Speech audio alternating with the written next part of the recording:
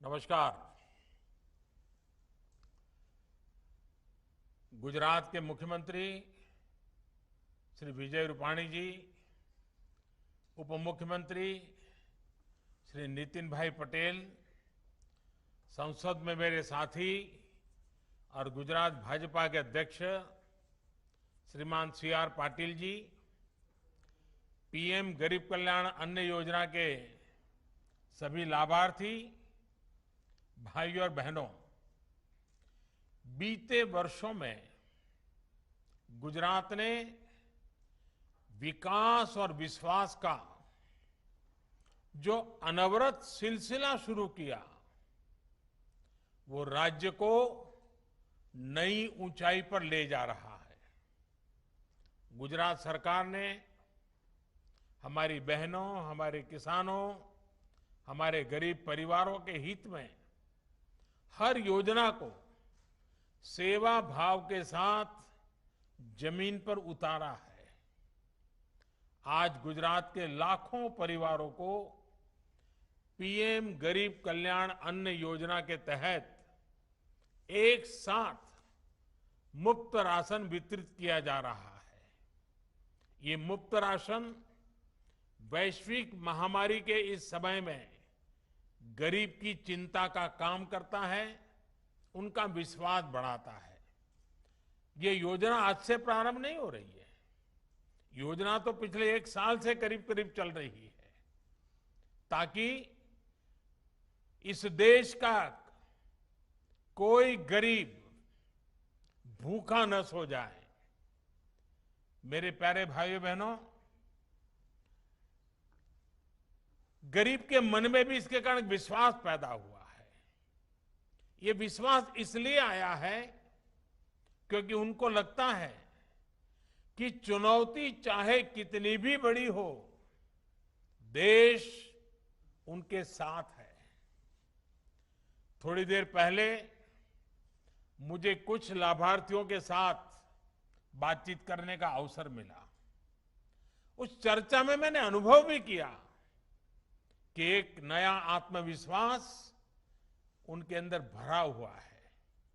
साथियों, आजादी के बाद से ही करीब करीब हर सरकार ने गरीबों को सस्ता भोजन देने की बात कही थी। सस्ते राशन की योजनाओं का दायरा और बजट साल दर साल बढ़ता गया, लेकिन उसका जो प्रभाव होना चाहिए था वो सीमित ही रहा। देश के खाद्य भंडार बढ़ते गए, लेकिन भूखमरी और कुपोषण में उस अनुपात में कमी नहीं आ पाई। इसका एक बड़ा कारण था कि प्रभावी डिलीवरी सिस्टम का न होना, और कुछ बीमारियां भी आ गई व्यवस्थाओं में, कुछ कटकी कंपनी भी आ गई, स्वार्थी तत्व भी घुस गए। इस स्थिति को बदलने के लिए साल 2014 के बाद नए सिरे से काम शुरू किया गया। नई टेक्नोलॉजी को इस परिवर्तन का माध्यम बनाया गया। करोड़ों फर्जी लाभार्थियों को सिस्टम से हटाया, राशन कार्ड को आधार से लिंक किया और सरकारी राशन की दुकानों में डिजिटल टेक्नोलॉजी को प्रोत्साहित किया गया। आज परिणाम हमारे सामने हैं। भाइयों और बहनों, 100 साल की सबसे बड़ी विपत्ति सिर्फ भारत पर नहीं, पूरी दुनिया पर आई है, पूरी मानव जात पर आई है। आजीविका पर संकट आया, कोरोना लॉकडाउन के कारण काम धंधे बंद करने पड़े, लेकिन देश ने अपने नागरिकों को भूखा नहीं सोने दिया। दुर्भाग्य से दुनिया के कई देशों के लोगों पर आज संक्रमण के साथ साथ भूखमरी का भी भीषण संकट आ गया है। लेकिन भारत ने संक्रमण की आहट के पहले दिन से ही इस संकट को पहचाना और इस पर काम किया। इसलिए आज दुनिया भर में प्रधानमंत्री गरीब कल्याण अन्न योजना की प्रशंसा हो रही है। बड़े बड़े एक्सपर्ट इस बात की तारीफ कर रहे हैं कि भारत अपने 80 करोड़ से अधिक लोगों को इस महामारी के दौरान मुफ्त अनाज उपलब्ध करा रहा है।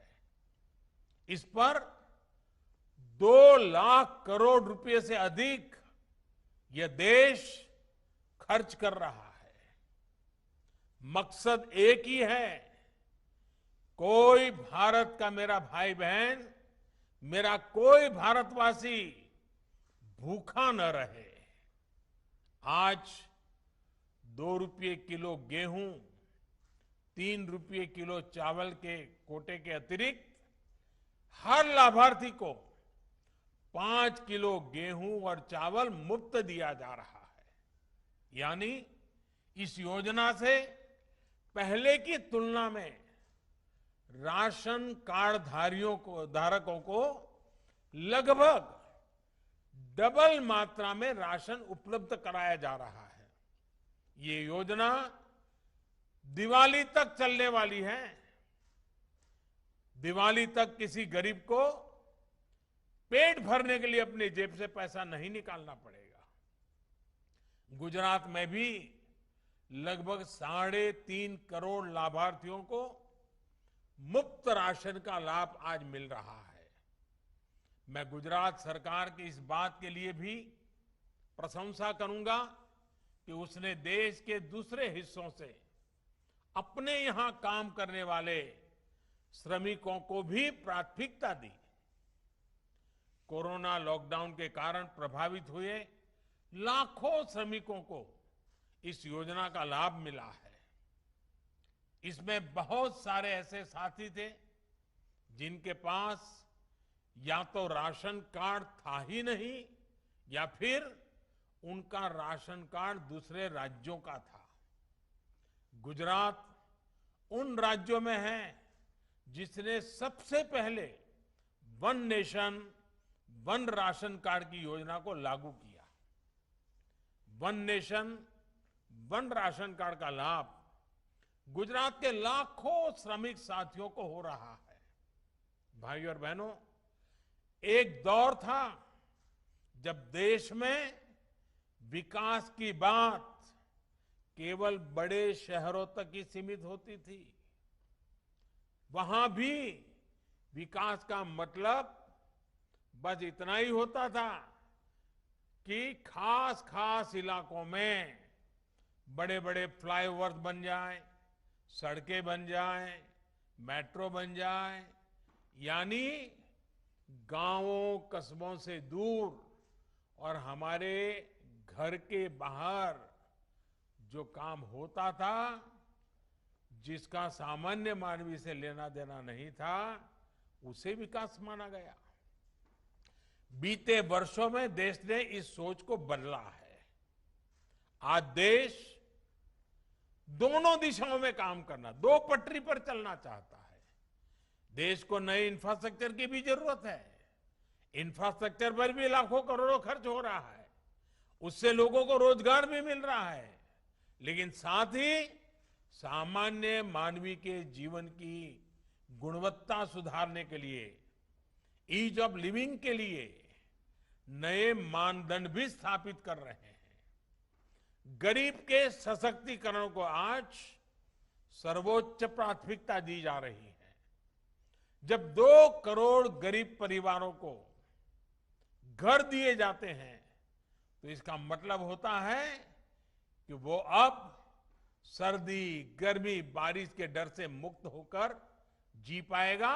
इतना ही नहीं, जब खुद का घर होता है ना, तो आत्मसम्मान से उसका जीवन भर जाता है, नए संकल्पों से जुड़ जाता है और उस संकल्पों को साकार करने के लिए गरीब परिवार समेत जी जान से जुट जाता है, दिन रात मेहनत करता है। जब 10 करोड़ परिवारों को शौच के लिए घर से बाहर जाने की मजबूरी से मुक्ति मिलती है, तो इसका मतलब होता है कि उसका जीवन स्तर बेहतर हुआ है।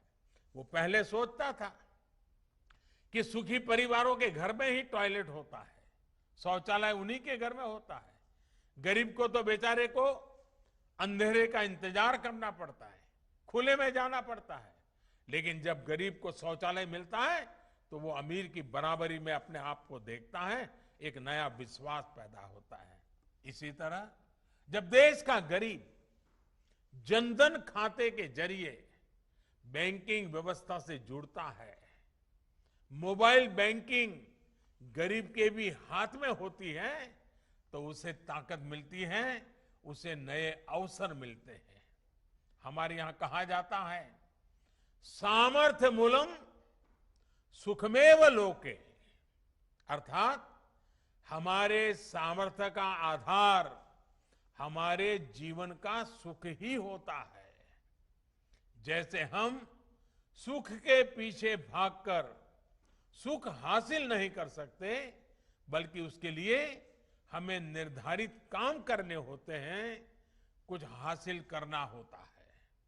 वैसे ही सशक्तिकरण भी स्वास्थ्य, शिक्षा, सुविधा और गरिमा बढ़ने से होता है। जब करोड़ों गरीबों को आयुष्मान योजना से मुफ्त इलाज मिलता है, तो स्वास्थ्य से उनका सशक्तिकरण होता है। जब कमजोर वर्गों के लिए आरक्षण की सुविधा सुनिश्चित की जाती है, तो इन वर्गों का शिक्षा से सशक्तिकरण होता है। जब सड़कें शहरों से गांवों को भी जोड़ती हैं, जब गरीब परिवारों को मुफ्त गैस कनेक्शन, मुफ्त बिजली कनेक्शन मिलता है, तो ये सुविधाएं उनका सशक्तिकरण करती हैं। जब एक व्यक्ति को स्वास्थ्य, शिक्षा और सुविधाएं मिलती हैं, तो अपनी उन्नति के बारे में, देश की प्रगति के बारे में सोचता है। इन सपनों को पूरा करने के लिए आज देश में मुद्रा योजना है, स्वनिधि योजना है। भारत में ऐसी अनेकों योजनाएं गरीब को सम्मानपूर्ण जीवन का मार्ग दे रही है, सम्मान से सशक्तिकरण का माध्यम बन रही है। भाइयों और बहनों, जब सामान्य मानवी के सपनों को अवसर मिलते हैं, व्यवस्थाएं जब घर तक खुद पहुंचने लगती हैं, तो जीवन कैसे बदलता है, ये गुजरात बखूबी समझता है। कभी गुजरात के एक बड़े हिस्से में लोगों को, माताओं बहनों को पानी जैसी जरूरत के लिए कई कई किलोमीटर पैदल जाना पड़ता था। हमारी सभी माताएं बहनें साक्षी हैं। ये राजकोट में तो पानी के लिए ट्रेन भेजनी पड़ती थी। राजकोट में तो पानी लेना है तो घर के बाहर गड्ढा खोद करके नीचे पाइप में से पानी एक एक कटोरी लेकर के बाल्टी भरनी पड़ती थी। लेकिन आज सरदार सरोवर बांध से, सौनी योजना से, नहरों के नेटवर्क से उस कच्छ में भी मां नर्मदा का पानी पहुंच रहा है जहां कोई सोचता भी नहीं था। और हमारे यहां तो कहा जाता था कि मां नर्मदा का स्मरण मात्र से पुण्य मिलता है। आज तो स्वयं मां नर्मदा गुजरात के गांव गांव जाती है, स्वयं मां नर्मदा घर घर जाती है, स्वयं मां नर्मदा आपके द्वार आकर के आपको आशीर्वाद देती है। इन्हीं प्रयासों का परिणाम है कि आज गुजरात 100% नल से जल उपलब्ध कराने के लक्ष्य में अब ज्यादा दूर नहीं है। यही गति आम जन के जीवन में, यही बदलाव अब धीरे धीरे पूरा देश महसूस कर रहा है। आजादी के दशकों बाद भी देश में सिर्फ 3 करोड़ ग्रामीण परिवार पानी के नल की सुविधा से जुड़े हुए थे, जिनको नल से जल मिलता था। लेकिन आज जल जीवन अभियान के तहत देश भर में सिर्फ 2 साल के भीतर 4.5 करोड़ से अधिक परिवारों को पाइप के पानी से जोड़ा जा चुका है। और इसीलिए मेरी माताएं बहनें मुझे भरपूर आशीर्वाद देती रहती हैं। भाइयों और बहनों, डबल इंजन की सरकार के लाभ भी गुजरात लगातार देख रहा है। आज सरदार सरोवर बांध से विकास की नई धारा ही नहीं बह रही, बल्कि स्टैच्यू ऑफ यूनिटी के रूप में विश्व के सबसे बड़े आकर्षण में से एक आज गुजरात में है। कच्छ में स्थापित हो रहा रिन्यूएबल एनर्जी पार्क गुजरात को पूरे विश्व के रिन्यूएबल एनर्जी मैप से स्थापित करने वाला है। गुजरात में रेल और हवाई कनेक्टिविटी के आधुनिक और भव्य इंफ्रास्ट्रक्चर प्रोजेक्ट बन रहे हैं। गुजरात के अहमदाबाद और सूरत जैसे शहरों में मेट्रो कनेक्टिविटी का विस्तार तेजी से हो रहा है। हेल्थ केयर और मेडिकल एजुकेशन में भी गुजरात में प्रशंसनीय काम हो रहा है। गुजरात में तैयार हुए बेहतर मेडिकल इंफ्रास्ट्रक्चर ने 100 साल की सबसे बड़ी मेडिकल इमरजेंसी को हैंडल करने में बड़ी भूमिका निभाई है। साथियों, गुजरात सहित पूरे देश में ऐसे अनेक काम हैं जिनके कारण आज हर देशवासी का, हर क्षेत्र का आत्मविश्वास बढ़ रहा है। और ये आत्मविश्वास ही है जो हर चुनौती से पार पाने का, हर सपने को पाने का एक बहुत बड़ा सूत्र है। अभी ताजा उदाहरण है ओलंपिक्स में हमारे खिलाड़ियों का प्रदर्शन। इस बार ओलंपिक्स में भारत के अब तक के सबसे अधिक खिलाड़ियों ने क्वालिफाई किया है। याद रहे, ये 100 साल की सबसे बड़ी आपदा से जूझते हुए हमने किया है। कई तो ऐसे खेल हैं जिनमें हमने पहली बार क्वालिफाई किया है। सिर्फ क्वालिफाई नहीं किया, बल्कि कड़ी टक्कर भी दे रहे हैं। हमारे खिलाड़ी हर खेल में सर्वश्रेष्ठ प्रदर्शन कर रहे हैं। इस ओलंपिक में नए भारत का बुलंद आत्मविश्वास हर गेम में दिख रहा है। ओलंपिक्स में उतरे हमारे खिलाड़ी अपने से बेहतर रैंकिंग के खिलाड़ियों को, उनकी टीमों को चुनौती दे रहे हैं। भारतीय खिलाड़ियों का जोश, जुनून और जज्बा आज सर्वोच्च स्तर पर है। ये आत्मविश्वास तब आता है जब सही टैलेंट की पहचान होती है, उसको प्रोत्साहन मिलता है। ये आत्मविश्वास तब आता है जब व्यवस्थाएं बदलती हैं, ट्रांसपेरेंट होती हैं। ये नया आत्मविश्वास न्यू इंडिया की पहचान बन रहा है। ये आत्मविश्वास आज देश के कोने कोने में, हर छोटे छोटे बड़े बड़े गांव, कस्बे, गरीब मध्यम वर्ग के युवा, भारत के हर कोने में ये विश्वास आ रहा है। साथियों, इसी आत्मविश्वास को हमें कोरोना से लड़ाई में और अपने टीकाकरण अभियान में भी जारी रखना है। वैश्विक महामारी के इस माहौल में हमें अपनी सतर्कता लगातार बनाए रखनी है। देश आज 50 करोड़ टीकाकरण की तरफ तेजी से बढ़ रहा है, तो गुजरात भी 3.5 करोड़ वैक्सीन डोजेस को उसके पड़ाव के पास पहुंच रहा है।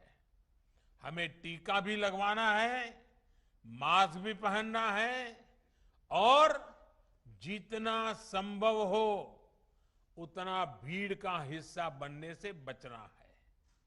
हम दुनिया में देख रहे हैं, जहां मास्क हटाए भी गए थे, वहां फिर से मास्क लगाने का आग्रह किया जाने लगा है। सावधानी और सुरक्षा के साथ हमें आगे बढ़ना है। साथियों, आज जब हम प्रधानमंत्री गरीब कल्याण अन्न योजना पर इतना बड़ा कार्यक्रम कर रहे हैं, तो मैं एक और संकल्प देशवासियों को दिलाना चाहता हूं। ये संकल्प है राष्ट्र निर्माण की नई प्रेरणा जगाने का। आजादी के 75 वर्ष पर आजादी के अमृत महोत्सव में ये पवित्र संकल्प लेना है। इन संकल्पों में, इस अभियान में गरीब, अमीर, महिला, पुरुष, दलित, वंचित सबकी बराबर हिस्सेदारी है। गुजरात आने वाले वर्षों में अपने सभी संकल्प सिद्ध करे, विश्व में अपनी गौरवमयी पहचान को और मजबूत करे। इसी कामना के साथ मैं आप सबको बहुत बहुत शुभकामनाएं देता हूं। एक बार फिर अन्न योजना के सभी लाभार्थियों को बहुत बहुत शुभकामनाएं। आप सबका बहुत बहुत धन्यवाद।